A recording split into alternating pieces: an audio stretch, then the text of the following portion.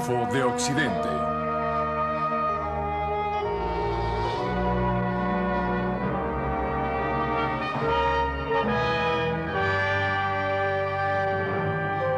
Una mirada a la historia mundial.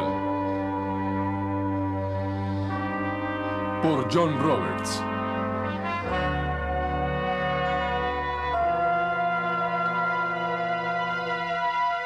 Hoy presentamos El Oriente es Rojo.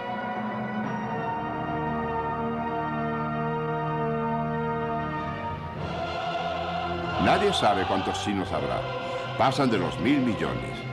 Una cuarta parte de la humanidad. La mayoría en China vive bajo un gobierno. Y de este modo ha sido hace 2.000 años o más.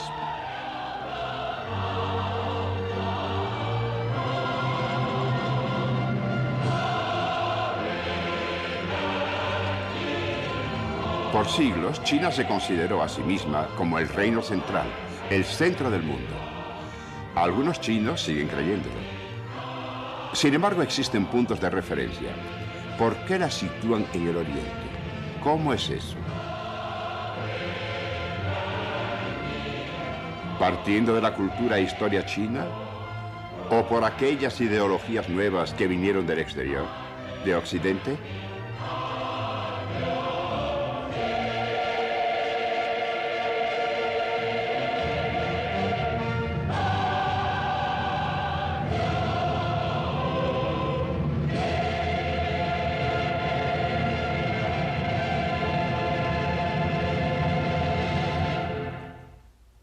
Por casi 2.000 años, protegido por montañas, desiertos, bosques lluviosos y su gran muralla, ha existido el Imperio Chino.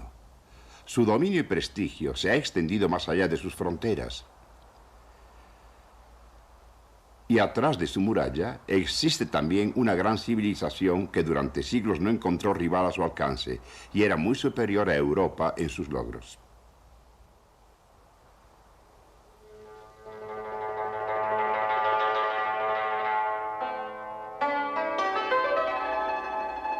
Durante miles de años, los chinos han tenido una alfarería exquisita, más fina que cualquier otra que se fabrique en el mundo.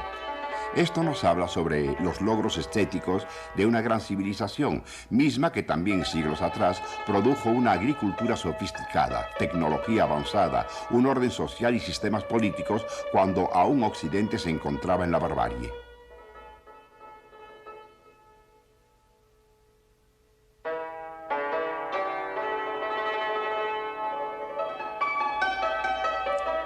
El lenguaje en China aparece prematuramente.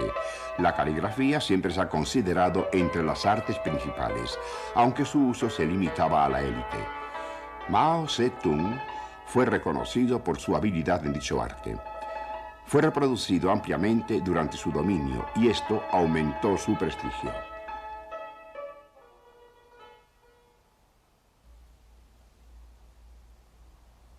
Para tener tal variedad de climas y terrenos, así como personas y distintos dialectos que han florecido dentro de China, su cultura es bastante homogénea. Ha unido a aquellos que han gobernado al imperio. Sus monumentos conmemoran a esos gobernantes, una jerarquía presidida siempre por el emperador. Todos comparten el lenguaje escrito y la cultura literaria que representa. La clave del gobierno chino fue una estupenda burocracia de eruditos reclutados de las mejores familias de terratenientes, los gentiles. Todos compartían las mismas tradiciones y posturas, creando una curiosa amalgama de preceptos e ideas llamadas comúnmente confucianismo.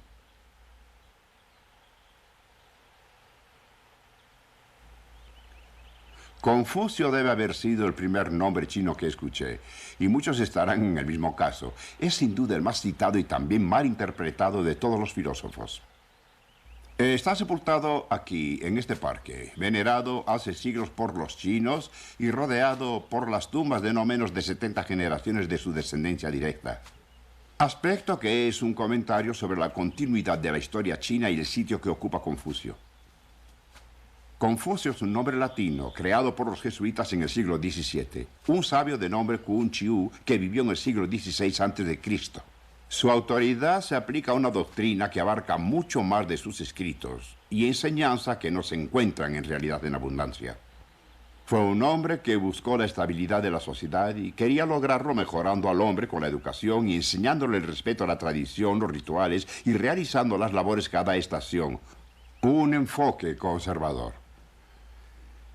Las ideas de Confucio se convirtieron en símbolo de la opinión de la clase educada china. Los últimos 1000 años de su existencia, el imperio fue gobernado con un sistema de examen extraordinario, adoctrinado con los valores y hábitos mentales confucionistas. Esos valores consideraban que no podía encontrarse en el mundo entero algo superior a la civilización china. Debido a ello, y como el emperador poseía el poder celestial para gobernar virtuosamente, todos le debían lealtad. Sus súbditos tenían que obedecerlo y referirse a él, como obedecían y respetaban a sus jefes de familia. Esta no era una actitud que resultara fácil de comprender para los europeos, que después de que los galeones portugueses llegaron en 1514, vinieron a China en número creciente. Ninguno de ellos contemplaba el respeto.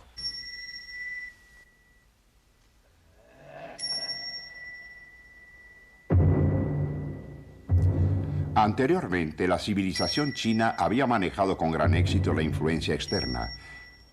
La mayoría de los chinos jamás tuvo creencias religiosas que fueran más allá del animismo y la superstición. El confucianismo es más un código de conducta que una fe. Las costumbres chinas prevalecían, aún en contra de las grandes religiones del mundo. Al ser importadas en China obtenían un sentido ridiculizante. Les daban un sabor chino y eran absorbidas por la tradición china, amalgamadas. El budismo es un ejemplo. Llegó a China de la India en el primer siglo antes de Cristo. Después de un éxito espectacular, los oficiales del confucianismo finalmente lo llevaron bajo el control del Estado. Incluso se hacían rezos por la familia imperial en los templos budistas.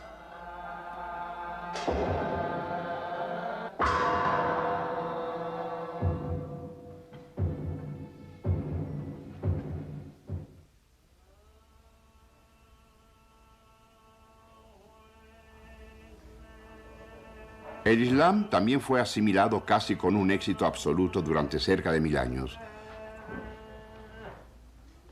Aunque durante el siglo XIX hubo grandes revueltas musulmanas, había casi la misma cantidad debido a la irritación de minorías étnicas que a causa de sus sentimientos religiosos.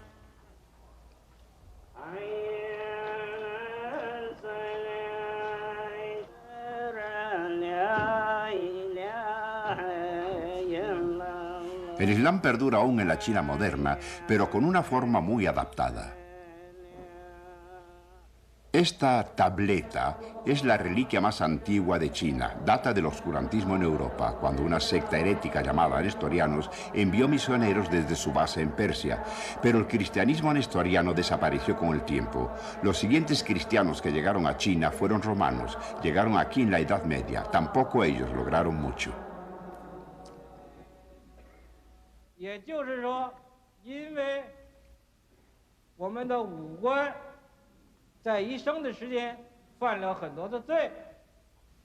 Fue en el siglo XVI cuando los portugueses aparecieron en las costas chinas.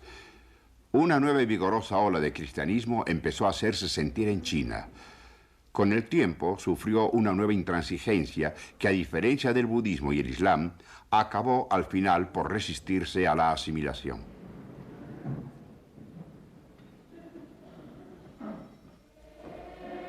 Pero eso sucedió después de cuando el catolicismo apareció por primera vez en China en la región sur, entrando por el río Perla, donde los portugueses se establecieron en Macao.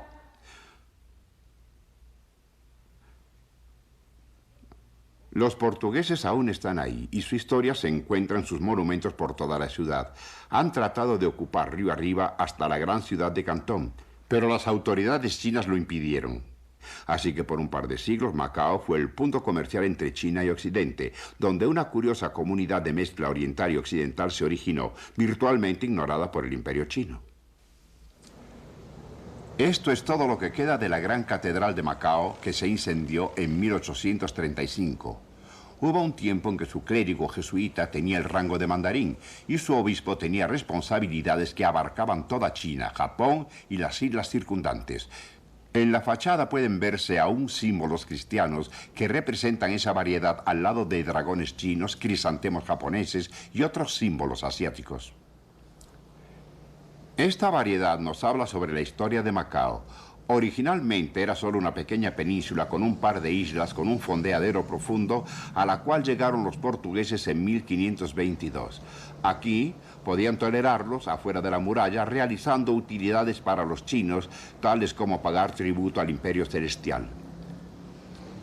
Durante 300 años los chinos cobraban impuestos y los portugueses dirigían el lugar, y lo siguen haciendo todavía.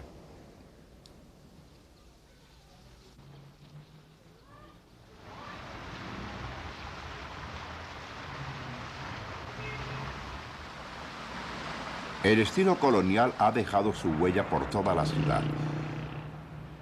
Hospitales, escuelas, edificios gubernamentales, todos muestran motivos arquitectónicos de origen europeo.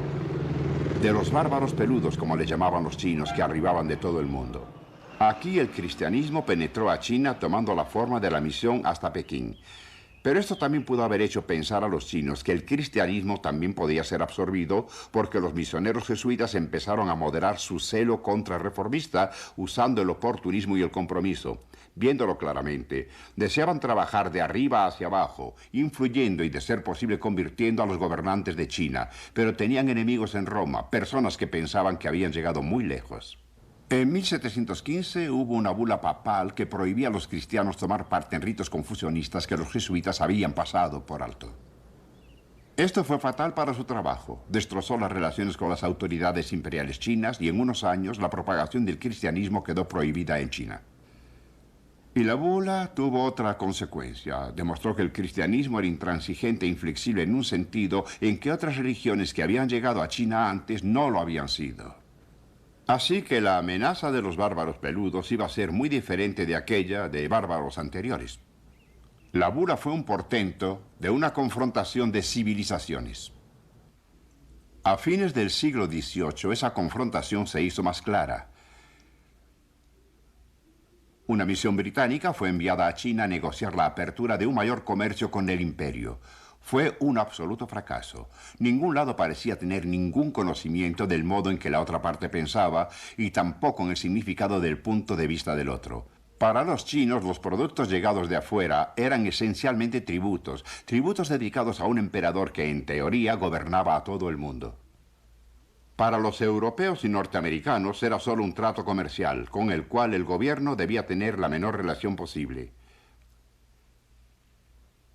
Para principios del siglo XIX, ese comercio había crecido notablemente.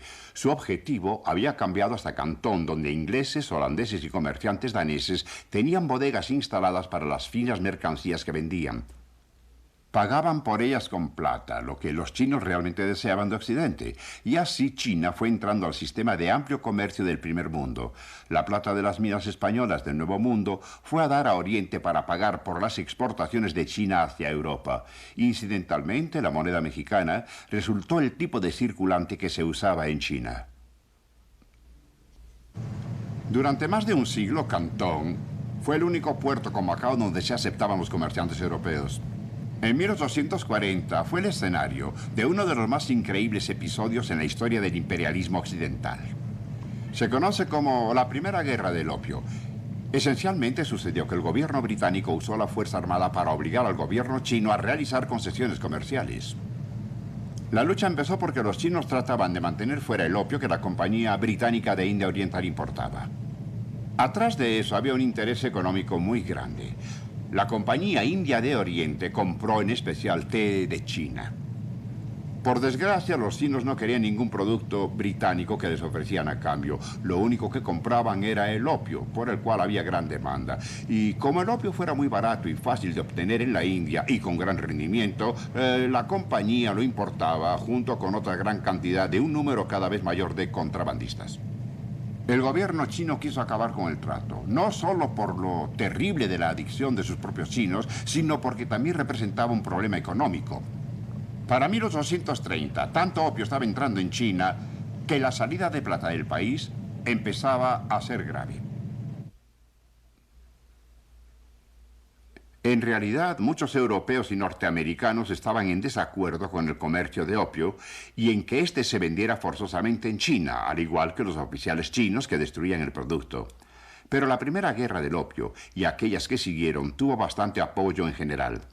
En esa área de confianza en que cada vez más personas veían a la civilización del Occidente como un modelo de la verdadera civilización, había pocos que veían mal el que China se viera obligada a abrirse a Occidente o al menos a las fuerzas civilizadas del libre mercado y el cristianismo. La Guerra del Opio inició un siglo muy malo para los chinos. Y le sigue un tratado que fue el primero de muchos que los chinos consideraban como desiguales que les eran impuestos por los poderes occidentales. La importación de opio se autorizó. 4 puertos chinos se abrieron al mercado occidental. Los europeos y americanos podían vivir fuera de la ley china y bajo su propia jurisdicción. Podían tener propiedades y ser gobernados por sus consulados. Se les permitía predicar el cristianismo y convertir fieles. Estos privilegios permanecerían durante un siglo y por el resto del siglo XIX acabarían por ganar terreno al gobierno imperial en el control y autoridad sobre sus propios súbditos en su propio territorio. Lo que es más, el estilo occidental y su ejemplo empezaban a corroer las tradiciones y costumbres chinas. 2 civilizaciones competían sobre tierra china frente a frente como nunca antes. Una vez que entraron en China, los europeos también se adueñaron de su territorio. Los primeros fueron los británicos, que tomaron la isla de Hong Kong en 1841. Para fines de siglo, China había perdido grandes territorios a manos extranjeras y antiguas dependencias como Corea e Indochina. Para entonces, había 50 puertos comerciales. Los pactos desiguales garantizaban la situación casi colonial que prevalecía y alimentaban un profundo resentimiento chino. Para añadir dificultades al gobierno imperial, este tuvo que enfrentar en 1850 y 60 la mayor revuelta social de toda su historia, la rebelión Taiping.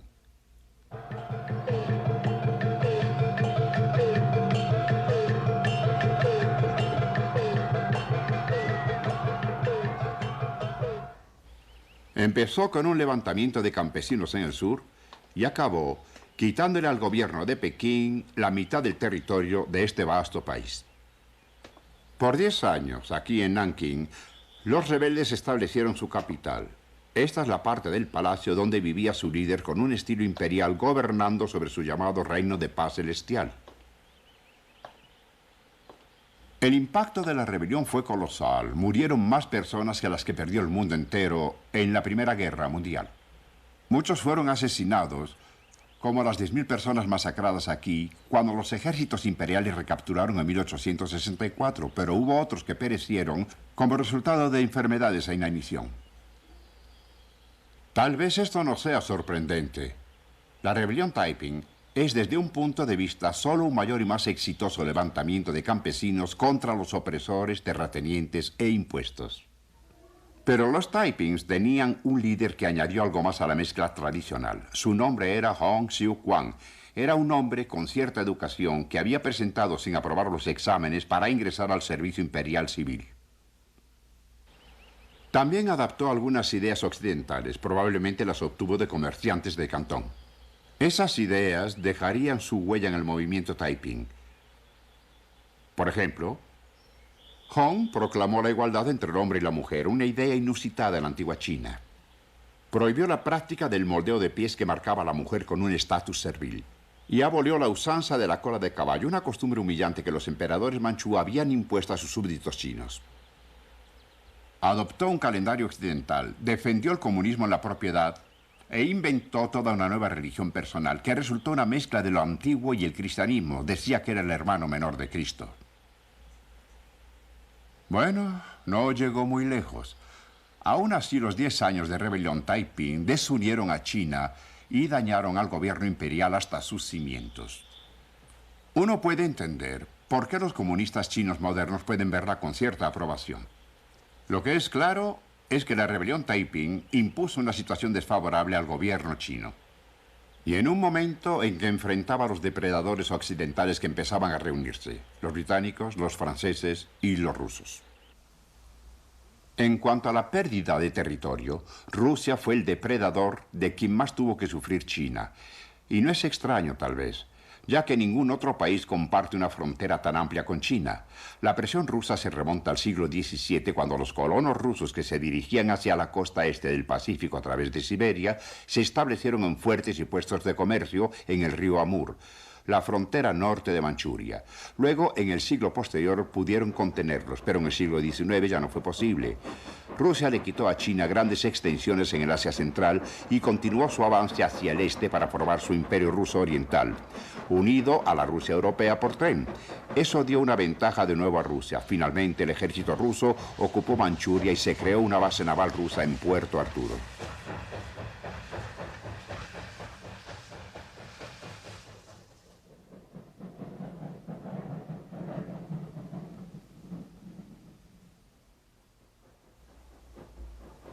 Varias potencias se peleaban por obtener concesiones ferroviarias en China, pero los rusos construyeron el Transiberiano y el ferrocarril el norte de China, atravesando Manchuria hasta Vladivostok, su fortaleza del Pacífico.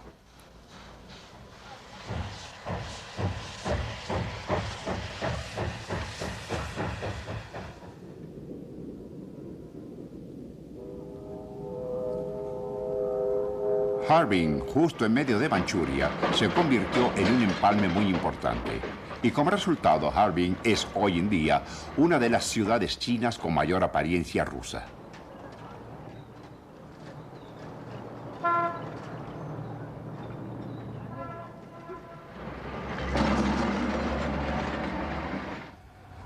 Aquí, como en otras partes del territorio asiático, eran los súbditos de los zares los principales portadores de las costumbres occidentales y su civilización. Como los norteamericanos, ellos llevaban sus costumbres a todas partes desde sus lejanas tierras a través de establecimientos y comercio, pero ellos se dirigían al oriente y no a occidente.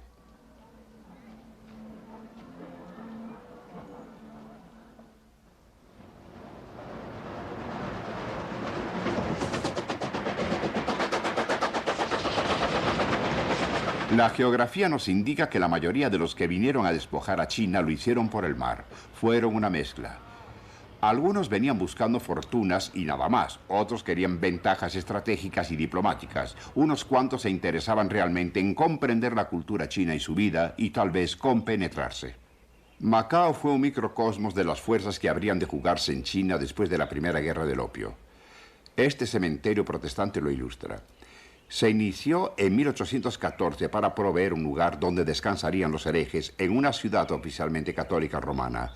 Era regido por la Compañía Británica de la India Oriental, la fuerza comercial que dominaba aquí. Toda clase de hombres aquí descansan: soldados, marineros, comerciantes de té y opio, y algunos misioneros.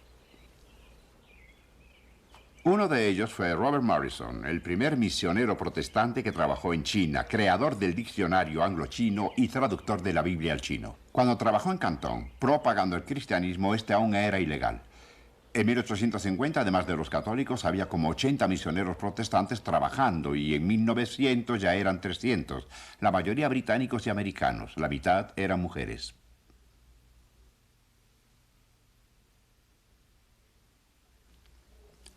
Esos misioneros del siglo XIX contribuyeron más para trastornar la tradición china que ningún otro de sus predecesores.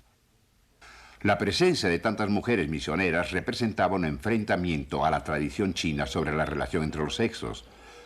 Pronto, los misioneros protestantes realizaban campañas para abolir el moldeo de pies en las niñas. Otros, que se interesaban en medicina y educación tanto como evangelización, inyectaron mayor cantidad de cultura occidental a China que ningún otro. Y eso fue también más fácil en el siglo XIX debido a las comunicaciones, y también fue más sencillo para ellos traer a sus familias. Los chinos cambiaron a través de los misioneros en muchos sentidos.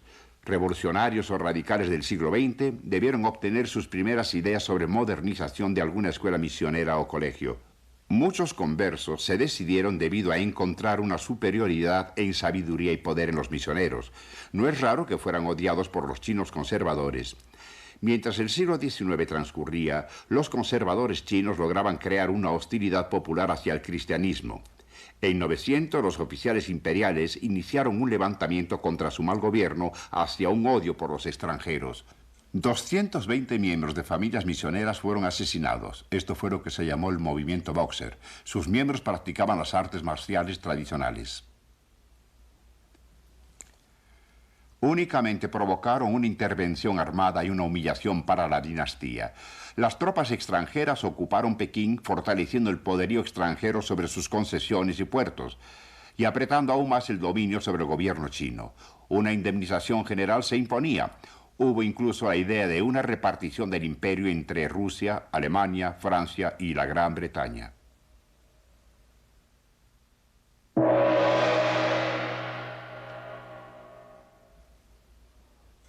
Los esfuerzos para fortalecer a China y conservar su libertad de acción parecían infructuosos. Habían hecho intentos por comprar o tener en préstamo la magia de Occidente, sus armas, botes de vapor y herramienta. Se sentía un verdadero deseo por aquello que se llamaba fortalecimiento. China no había encontrado el modo de estar a la altura de los nuevos bárbaros como aquellos barcos de piedra decorativos en los cuales la marina invirtió sus fondos en vez de barcos reales.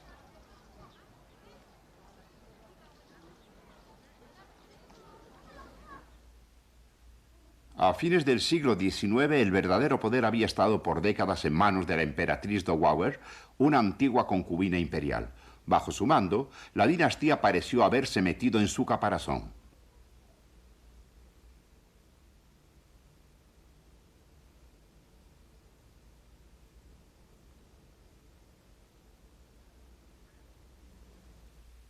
Fue aquí, en este trono, donde el pequeño emperador se sentaba mientras daba sus audiencias. Más allá, sobre los tapetes, frente a él estarían los embajadores o tal vez sus ministros. Atrás del trono había una pantalla, y a través de ella las personas en audiencia podían ver a otra figura. Débilmente se veía la figura de la vieja emperatriz Dowager. Y la escuchaban, siseando y susurrando su consejo al pequeño acerca de lo que debía hacer y decir. Todo era muy sospechoso e introvertido, casi defensivo.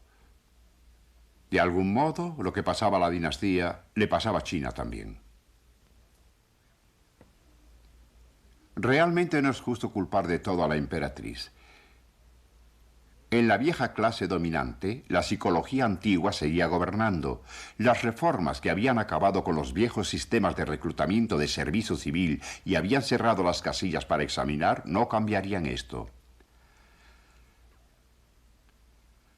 Aunque la vieja Dowager moriría, la vieja China seguiría viviendo.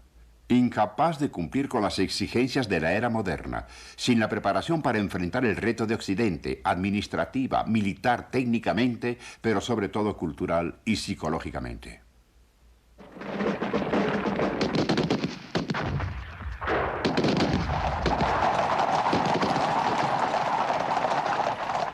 En 1911 estalló la tormenta. 2000 años de imperio chino llegaron a su fin. Se proclamó la República. Su primer presidente fue un antiguo oponente al régimen y parecía una nueva clase de gobernante, el doctor Sun Yat-sen, graduado de la Escuela de Medicina establecida por los británicos en Hong Kong. Este es el edificio en Nankín donde el primer día de 1912 el primer gobierno republicano de China entró en acción por su cuenta. Unas semanas después, el emperador de 6 años abdicó. Eso parecía el fin de una revolución que se inició en 1911. Pero ¿qué fue lo que realmente cambió? Desde luego no mucho en la vida diaria del pueblo chino. Las mismas clases gobernantes seguían al frente, mismas que llegarían a ser los soldados, comerciantes e industriales del futuro. Había mucha gente que no quería abandonar las tradiciones chinas. La solidez y estructura de la familia en sí permaneció intacta. La integración tradicional de la sociedad china. La posición del campesino en la base de la pirámide económica seguía igual. Así, por mucho tiempo, China seguiría teniendo que luchar con su pasado. 1911 no fue tan importante en cuanto a la revolución, sino a la apertura de una nueva era de incertidumbre. Una era de debates acerca de la forma de la modernización sobre la paz, modelos a seguir y quién debía llevarlo a cabo.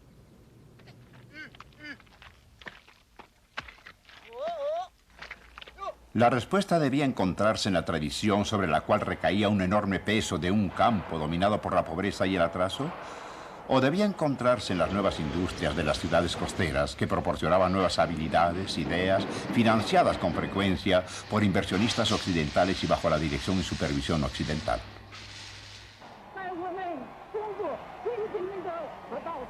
Por mucho tiempo los chinos enfrentaron diferentes problemas. El escenario de su vida diaria era la violencia. Durante casi 20 años China acabó por disolverse en la anarquía.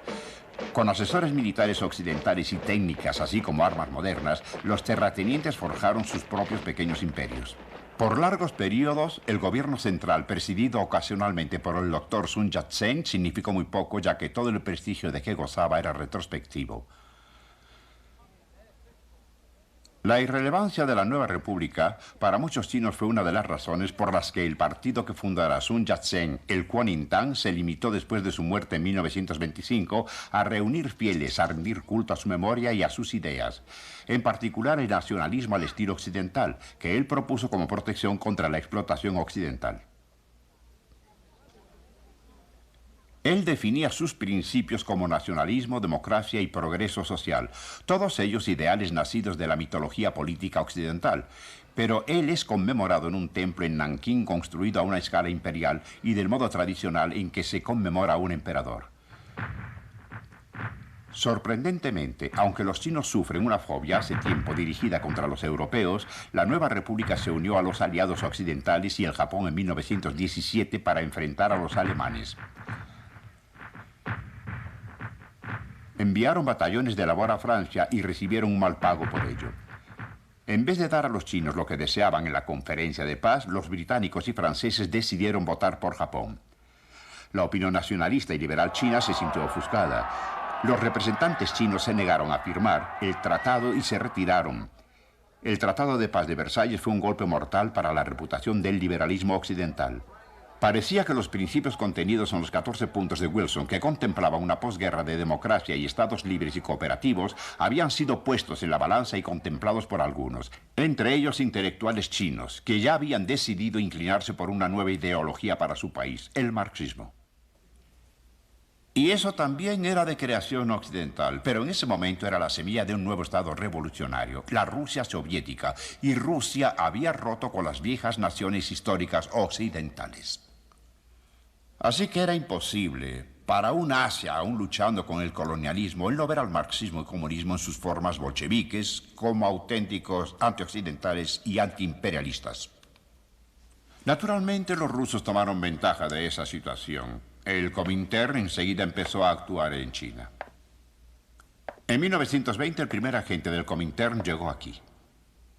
Y en el año siguiente, un grupo muy heterogéneo de intelectuales vinieron a empezar a organizar el Partido Comunista Chino. Su primer congreso se llevó a cabo aquí, en la concesión francesa de Shanghái, en esta habitación. Entre los reportados como presentes había un joven de una familia campesina de Hunan. En ese tiempo no parece haber dejado una huella individual en los orígenes del partido y tal vez desde entonces tenía una visión del futuro ligeramente diferente a la de sus colegas. Sin embargo, él iba a ser el hombre que logró formar la primera fuerza política en China. Su nombre era Mao Zedong. Por otros medios, también las influencias occidentales empezaron a penetrar las élites chinas más profundamente en los 20. Los estudiantes salían a estudiar en mayor cantidad, algunos a Rusia, pero muchos otros a Europa y a los Estados Unidos, al occidente liberal y capitalista.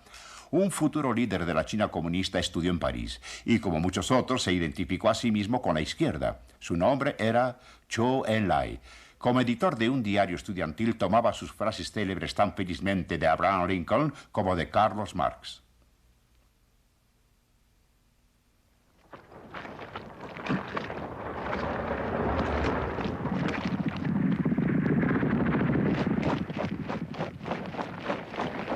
Después de la muerte de Sun Yat-sen, un joven soldado entrenado en Moscú, Chiang Kai-shek, surgió como la figura dominante en el Kuomintang. Aun cuando trabajaron juntos durante años, la tensión gradualmente fue apareciendo entre el Kuomintang y el Partido Comunista, pero también dentro del comunismo existían tensiones.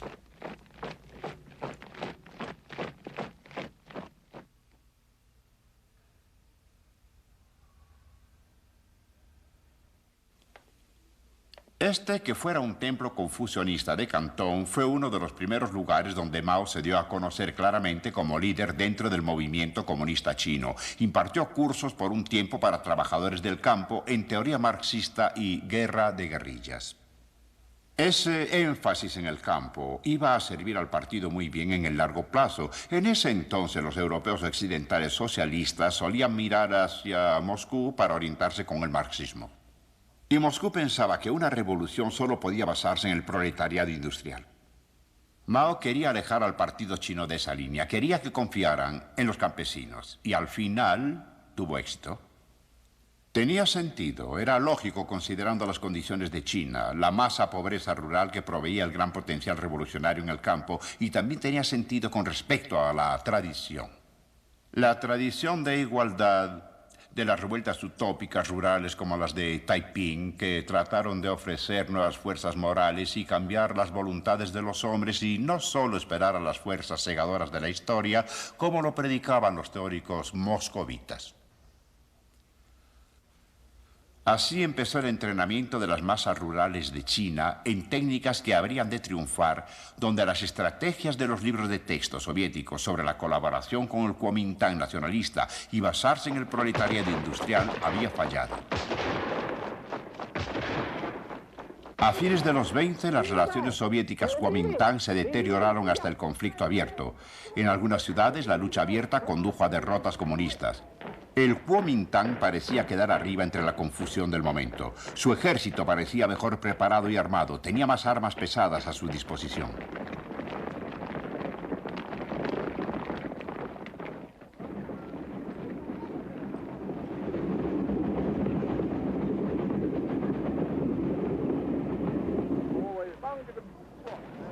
Todo el tiempo se sentía en el ambiente la agitación continua provocada por el sentimiento antioccidental.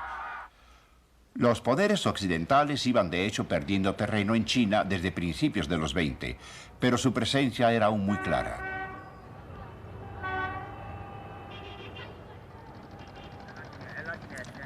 Shanghái, sobre todo, parecía una ciudad europea o norteamericana. Sus edificios hablaban sobre permanencia y estabilidad y era el centro del mayor establecimiento internacional, vigilado y gobernado por norteamericanos y británicos, con una concesión francesa como vecina, dependiendo totalmente del poder occidental para su protección. La forma y apariencia de Shanghái fue determinada por europeos y norteamericanos, y hasta una medida sorprendente aún es así.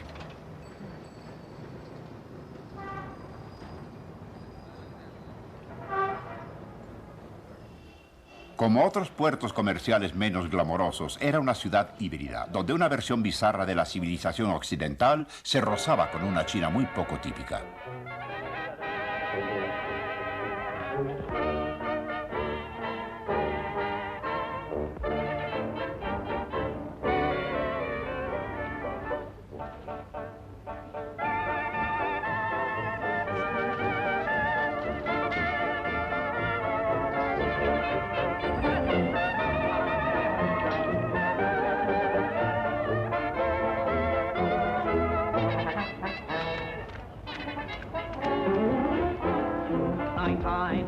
In dear old Shanghai, then I'm dancing, sweetheart, with you. And try in dear old Shanghai, and come now. In my arms, dear, away from home, dear, we'll let the rest of the world go by. Shine brightly, we'll make love when nighttime is old Shanghai.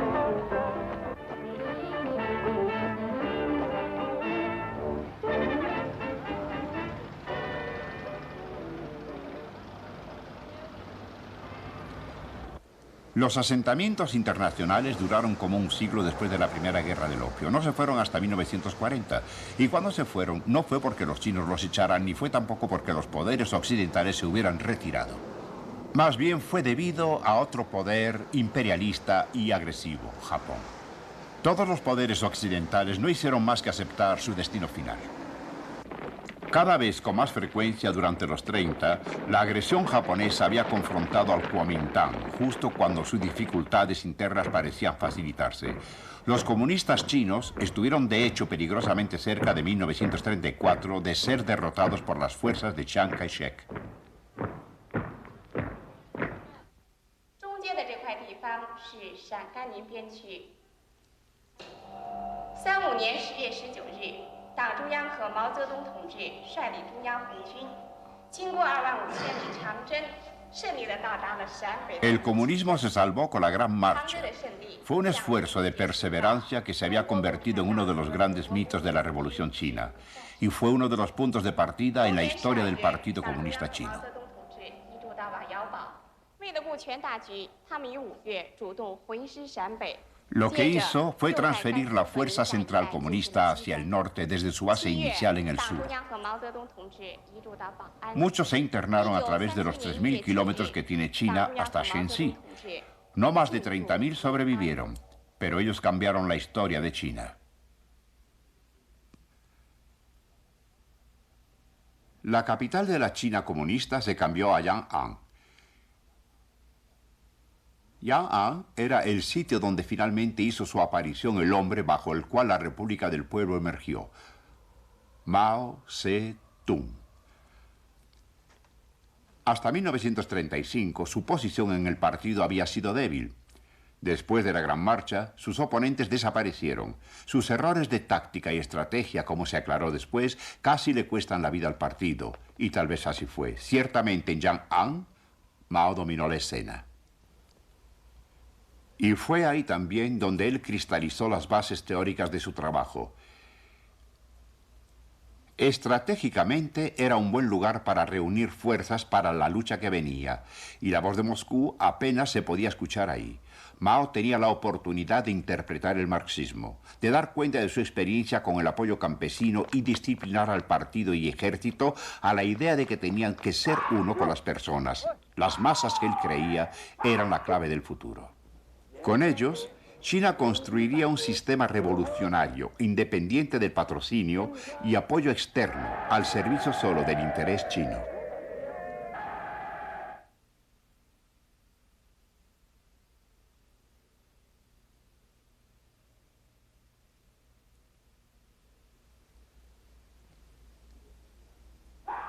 Después de años de una semi-hostilidad, al fin se inició una lucha con lo que los chinos llaman la guerra antijaponesa, que posteriormente se fundiría con la Segunda Guerra Mundial.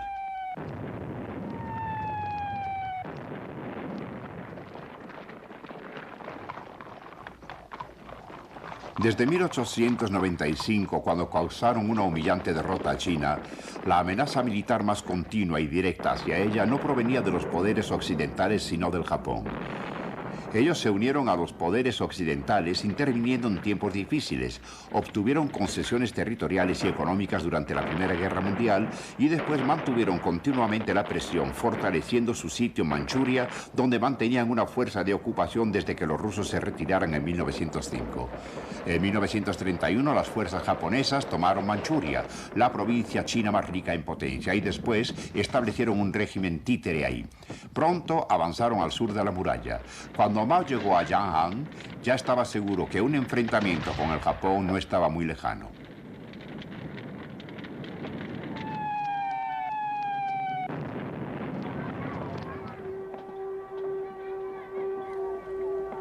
Un frente unido anti-Japón era el paso más obvio.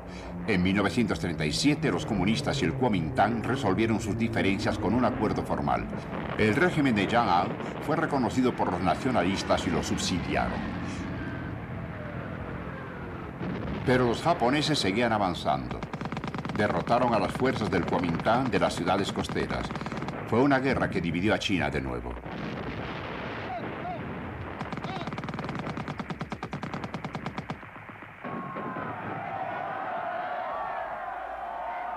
Con todo el apoyo de las provisiones norteamericanas, las fuerzas del Kuomintang retrocedieron hacia el interior y casi dejaron sus operativos contra los japoneses después de Pearl Harbor. Mientras tanto, los comunistas se concentraban en la guerra atrás de las líneas japonesas y a través de sus líneas de comunicación. Como resultado, los japoneses no fueron derrotados al final en el campo por los chinos. Se retiraron de China debido a lo que pasó en el Pacífico y en Hiroshima y Nagasaki.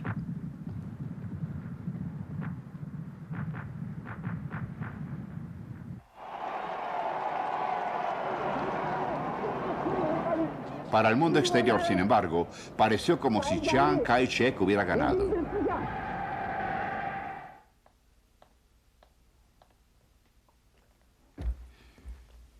Una vez que los japoneses desaparecieron, el Kuomintang nacionalista y los comunistas pudieron saldar cuentas. Para empezar, se habló de una coalición, hubo negociaciones y se llevaron a cabo aquí en Nanking. En esta casa había una delegación comunista dirigida por Zhou Enlai. Y en una de estas pequeñas habitaciones se decidió el destino de China en este siglo. Pero la guerra civil había comenzado.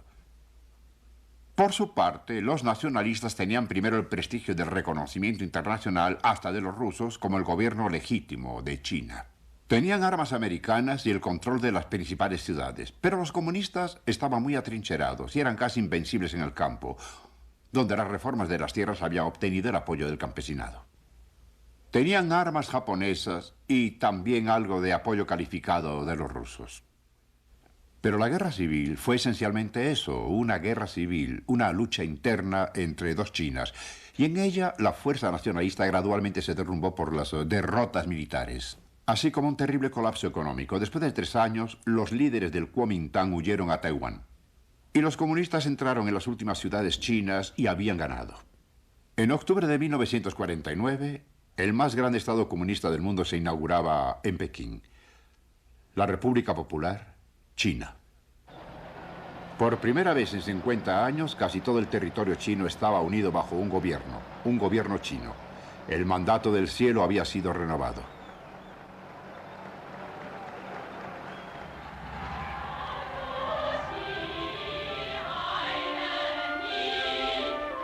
La Revolución China es un hecho histórico colosal. Por sus consecuencias se puede comparar con el nacimiento del Islam, el descubrimiento de América y la Reforma. Pero ¿a dónde irá China después? Irónicamente, desde cierto punto de vista, su rendición a la civilización occidental jamás había sido más completa ni anti-China. Y nadie, además de Buda, fue tan venerado como Marx y Engels, Lenin y Stalin, y sus palabras citadas como las Escrituras. Sin embargo, el marxismo de la China de Mao ha sido una especie de marxismo muy especial. Y los siguientes 30 años sirvieron para demostrar que la antigua China aún estaba viva y vigorosa. Al igual que cualquier otro gran país, China no puede desprenderse de su historia.